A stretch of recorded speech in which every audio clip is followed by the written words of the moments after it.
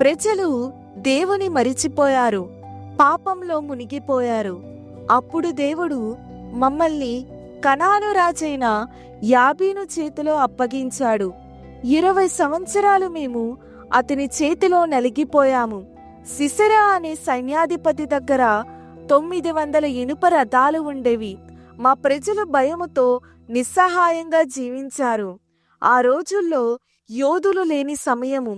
దేవుడు నన్ను ప్రవక్తిగా, న్యాయాధిపతిగా నిలువబెట్టారు. ప్రవచన కృప నా పైన ఉండేది.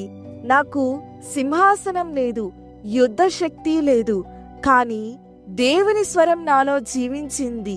ప్రజలు నా దగ్గరికి వచ్చి తీర్పు కోరేవారు, దెబోరా, దేవుడు ఏం చెప్పాడు అని.